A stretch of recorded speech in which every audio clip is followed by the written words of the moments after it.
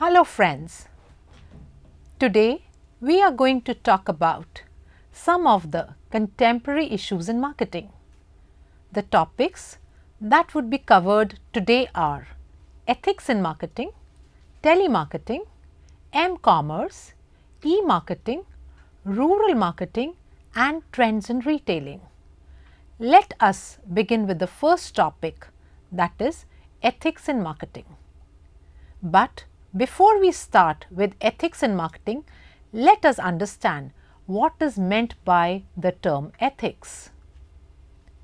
Ethics are the principles or rules that governs the behavior of human beings. They are generally referred to as what is right and what is wrong to do.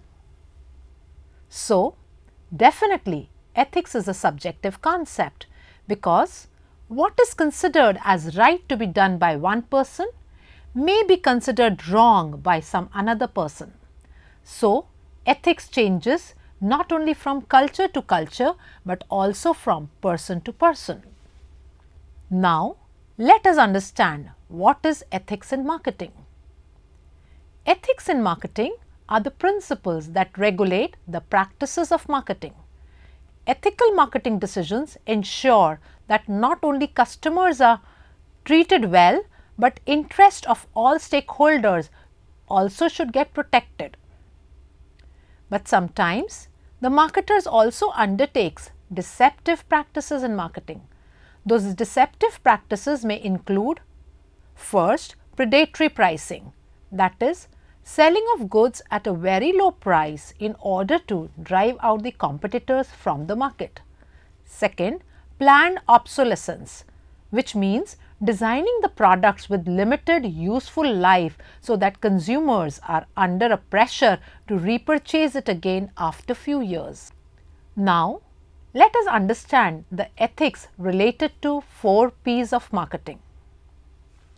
Let us discuss the first P, which is product. Ethical concerns can arise in the development of products or services. Marketers are supposed to identify and satisfy the needs of their customers. Ethical concerns appear in the performance of products or services. Unsafe and poorly made products should not be included in the marketing activities. Pre-tests should be conducted to ensure safety of the products. Not only the product, but also the packaging of the product can be considered unethical at times. For example, if the company sells a juice as lychee juice, though the ingredient label indicates that content of apple is more than lychee, then it is considered to be unethical. The next P that we will now study is promotion. A marketer should not overstate the performance of his product as it is considered to be unethical. For example, if the advertisement of fairness cream shows that it will make you fair within 7 days, but actually the results are seen in 2 months, then such advertisements are unethical. The marketing communication should not mislead the consumers and create myths in the mind of the consumers. The next P that we will talk about is price. Prices of the product should not be kept very high unless it delivers the value for money. The price disclosed in advertisement should always be realistic that consumers will find in stores. Artificially inflated prices of necessary consumer goods such as gasoline or basic food goods can breach consumers' ethical expectations as well. Setting different price points for different consumers for the same goods can be considered as unethical move and can land a company on the wrong side of the law and consumer sentiment. The odd pricing can also be questionable when it comes to ethics because when marketers resort to odd pricing, that is charging rupees 299 instead of round number rupees 300, consumers tend to associate this price with 200 rather than 300. The last P to be discussed is place. Placement of product can be questionable when it comes to ethics. Products are placed in such a way that it lures the customers to buy the product and thus may lead to wrong decisions at times. Large organizations take bigger shelf space in malls and other distribution outlets, trying to keep the smaller organizations out of the market. For example, chocolates are displayed at front of the shelf space in grocery stores so that children pressurize their mothers to buy chocolates for them. When an organization takes any marketing decision, then it should go for an ethics check, which stands for E for effect, which means does the decision harm anyone? T for transparency, does the organization mind if the decision is disclosed publicly? H for harmony with regulations, does the decision conform to statutory and self-regulations? I for interests, is the decision in the interest of the firm in the long term? C for consumers, would consumers consider the decision as fair? S for sovereignty, is consumers' purchasing sovereignty respected? After looking at the ethics check, now we will glance on the ethics related to marketing research. Generally, 3 parties are involved in marketing research. They are: first, the client who sponsors the project; second, the researcher who designs and executes the research; third, the respondents who provide the information.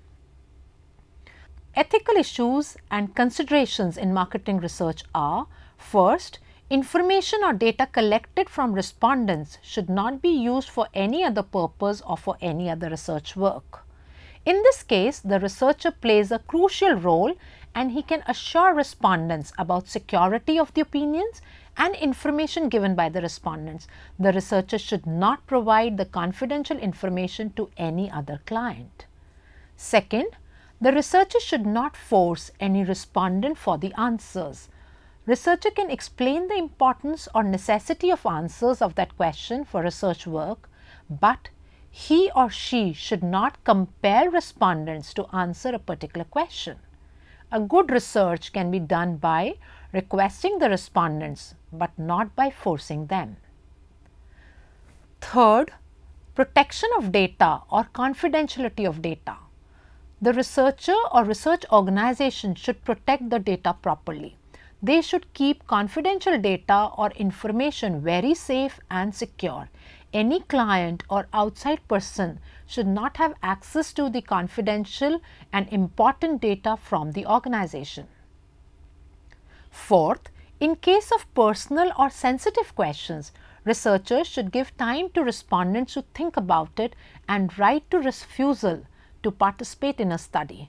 Researcher or trained staff of appropriate gender should be used to reduce embarrassment.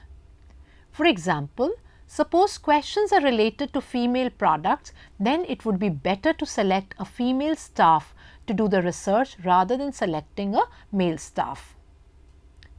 The fifth reason should be proper, unbiased and accurate information collection should be done. Marketing researcher should collect accurate information and report to the research organization and client without any bias. The researcher should check the authenticity of the information collected for research purpose. This is all about ethics in marketing and marketing research. The next topic that we will talk about is telemarketing. Telemarketing is the method of selling the product or services to the customers either by phone or by other handheld devices. It includes making the customers aware about the product, generating leads and selling the product or services to the customers. Telemarketing is a wider concept than telesales because it not only includes selling the product but also other aspects of marketing the product. Telemarketing helps the marketer to get the immediate response rather than waiting for the response as in the case of newspapers, magazines, television advertisements, etc. For example, Asian Paints has launched My Awaaz with a toll-free number through which dealers are called from Mumbai call center to place their order. And thereafter, the dealers can also check the status of their order through this toll-free number. Telemarketing also helps the marketer to identify the needs of the customers by having conversation with them. There are few steps to make telemarketing successful. They are: first, begin with introducing yourself. The salesperson should start by greeting and introducing about the company and himself. Second is to give the reference. If the recipient of the call has been a customer before, it is important to cite that history. Third, request for time. A tele-agent should always thank the prospect, like, "I appreciate you for taking my call." If the prospect is busy, an appropriate response would be, "Why don't I call you back in about an hour? Would that be all right with you?" Fourth, to give the purpose of the call. The salesperson should disclose the customer about the purpose of calling by providing more details about the company and its products or services. Fifth is to probe. Salesperson should try to establish the need or want of the product in the mind of the customer. This helps the customer to eliminate the fear of making a wrong purchase decision. Sixth is to restate. If the prospect does respond positively and is forthcoming with information, it then would be appropriate for the tele-agent to thank the prospect for sharing.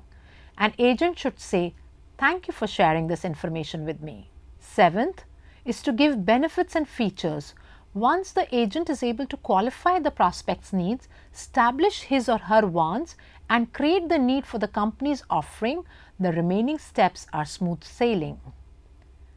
At this step, the salesperson might say, "Based on what you just shared with me, I recommend you to evaluate the benefits of our products," and then salesperson should again speak about the benefits of the product to excite the customer. The next step is to get a reaction from the customer. In order to confirm that you have fulfilled the customer's need, the salesperson should try to get the reaction from the customer by asking questions like, "How valuable is this information for you, sir?" The next step is trial close. The agent should attempt to close the conversation if the reaction of the customer is positive. But if the reaction is negative, then the salesperson should try to influence the customer by showing other benefits of the product. The next step is to handle the objections. If the customer makes some objections, then the salesperson should try to overcome it by interpreting those objections carefully. The next step is appointment close. Here the salesperson should thank the customer for giving his precious time and should set up a time to meet or send a sales representative. And lastly, the salesperson can ask if any additional information is needed by the customer about the product or service and close the sale. The next topic that we will now talk about is M-commerce. It is an exciting topic and M-commerce has changed our lives drastically. It has provided us with time-saving facilities. M-commerce is facilitating the customers with e-commerce directly into customers' hand via wireless technologies. M-commerce helps in, first, money transfer. Today, many companies provide the facility of money transfer from one person to another. One such example that can be recalled is Vodafone's M-Pesa. Second is mobile ticketing. Today, tickets are sent on mobile phones so that the user can have access to the ticket without carrying it in the physical form. The passengers can show their tickets in their mobile phones when they board the train. IRCTC would be an apt example which sends tickets via SMS to the users. Third, information services. It seems that mobile phone has replaced the need of laptops and computers when it comes to searching information on wide range of topics. It provides us information about current affairs, sports, new products launched, new technologies introduced in the market, etc. Fourth, mobile banking. Banks and other financial institutions allow their users to access the information about their accounts and customers and can also make transactions through their mobile phones. For example, the customers of HDFC Bank can check their account balance whenever and wherever they want to, rather than going to the bank and getting the entries of transaction done in the passbook. Mobile purchases is the next service. Today, e-tailers can accept the orders from customers via the mobile of customers. Mobile purchase has been increasing these days, which saves the time of the customers in shopping. For example, if a person wants to purchase a pen drive, then he can immediately search on his mobile phone on any of the shopping portal and place the order for it. The next and the most important and interesting topic for today's generation is e-marketing. The need to study this topic arises because we all know how important the internet is in our lives today. E-marketing is any marketing activity done online via websites or other online tools and resources. It refers to the use of internet or other digital media to sell your product or services. These digital technologies are a valuable addition to traditional marketing approaches regardless of the type and size of your business. E-marketing is also referred to as internet marketing or iMarketing, online marketing or web marketing. It can also be referred to as click and portal structure of selling goods. The e-tailers make aggressive use of e-marketing to beat their competitors. They not only give competition to sellers on internet but also to the retail shops. For example, LinkedIn has introduced a new feature for companies to engage with customers by posting a status update to share information about new products, promotional activities, etc. The customers can then share, like or comment on the update. Now let us have a look on the advantages and disadvantages of e-marketing. The advantages of e-marketing are: first, it has a wider reach as internet has become part of everyone's life. So, for whatever products you offer, there is already an existing market on the World Wide Web. E-marketing helps find new markets and potentially compete worldwide with only a small investment. Second, it is a cost-effective approach. A properly planned and effectively targeted e-marketing campaign can help business reach target customers at a much lower cost compared to traditional marketing methods.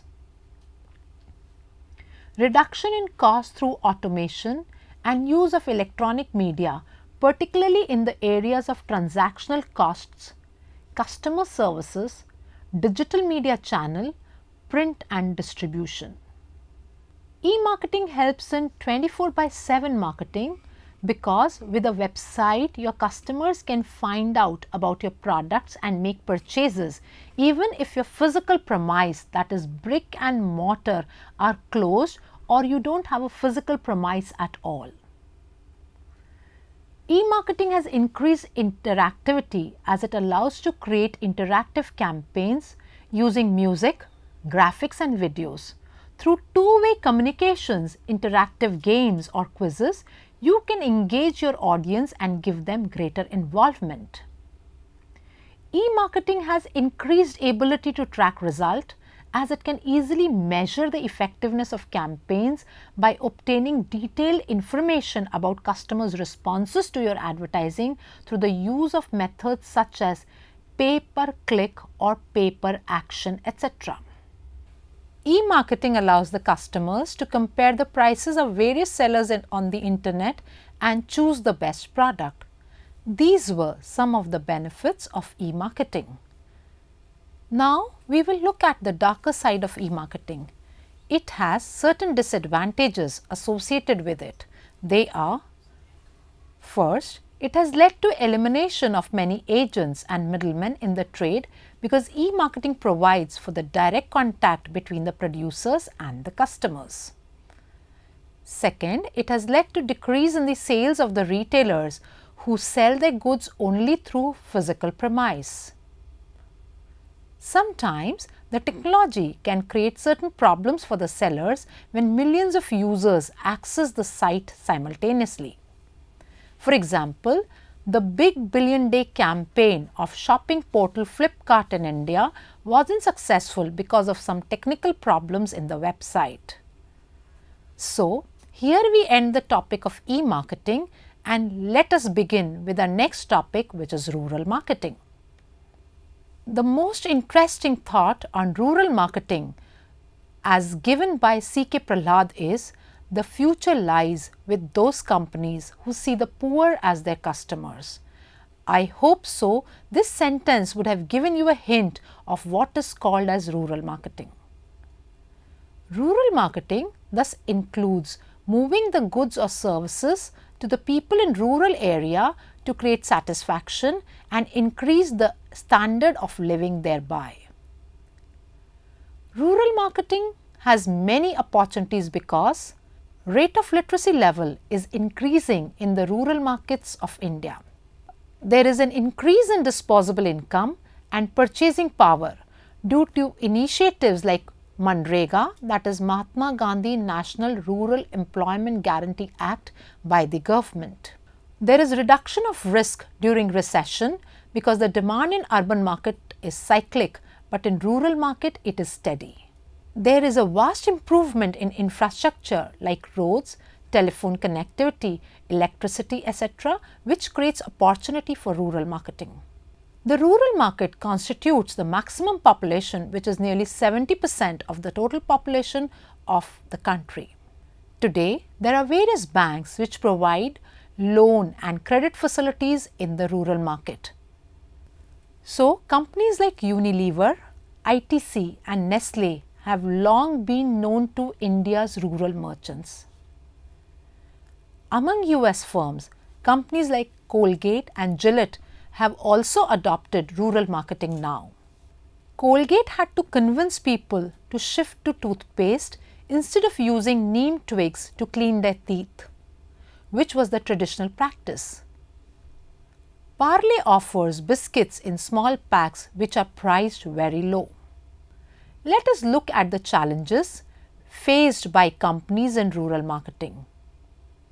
Some of them are the transportation facilities, which are essential for transporting the goods from urban areas to rural areas, are poor in villages.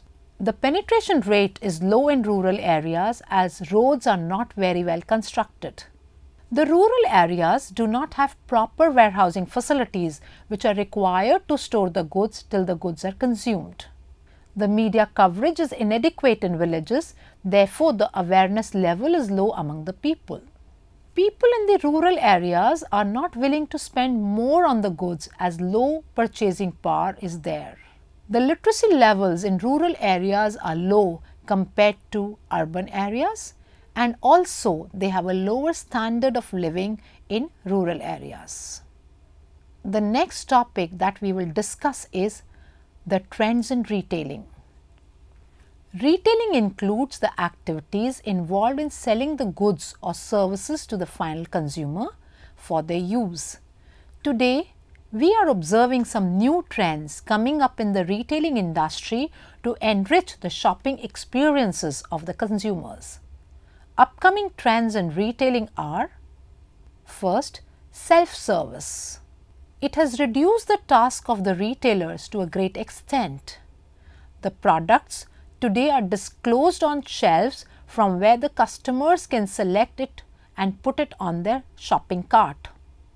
The customer just has to pick up the goods and move to the cash counter to pay for it. This trend is generally seen in malls, supermarkets and departmental stores. Another trend is on packing and branding. Today, packaging and branding has gained a lot of significance in retailing industry because people are becoming conscious about convenient packaging and the brand they use.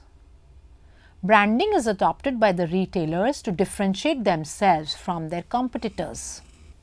The next trend is about after-sales service. Today, selling not only involves delivery of goods to the buyers, but also the service they require to use that good or service. For example, in products like air conditioners, selling the good is not the final task. Rather, it also involves after-sales services like installation, demonstration and repair services. There is a trend of automatic vending machines in retailing. These are machines which can sell cold drinks, hot drinks, cigarettes, etc. They are often placed at malls and supermarkets. The customers put in the money into the machine and get the desired item out. These products are available all the time. The next trend is on shopping complex. Today, customers does not prefer to visit a single outlet. Rather, they would want to visit the complex with many different shops in it, where wide assortment of goods are available. The next trend is on e-commerce. Internet is used to a great extent to buy and sell the goods. It helps the sellers to come in direct contact with buyers and sellers at a very low price. Franchising is another trend. Franchising involves giving the right to sell the product to the other person under an agreement. Here the franchisor, that is who gives the franchise, trains the franchisee, that is who takes the franchise. Today there is a trend of electronic mode of payment. As most of the payments are done through the credit cards and debit cards, which reduces the risk of cash handling for the retailers as well as the customers. So friends, let's sum up today's discussion. We have talked on variety of topics ranging from ethics in marketing to telemarketing, digital commerce, trends in retailing and rural marketing. Ethics in marketing deals with the concerns companies should have for the consumers and the environment in which they conduct their business. Reaching out to the customers and selling the product or service through a telephone or any other handheld device comes under the purview of telemarketing. One of the emerging areas today is mobile commerce, which is e-commerce directly into customers' hand via wireless technology. We also discussed how marketers are today increasingly using websites and online resources for marketing activity. In India, there is a huge scope for rural marketing as the market size is massive and the rural market has characteristics which makes it both challenging and profitable. Also, we talked about how organized retailing landscape is emerging in India and the trends therein. Hope you found today's session very helpful and enlightening. Thank you so much, friends.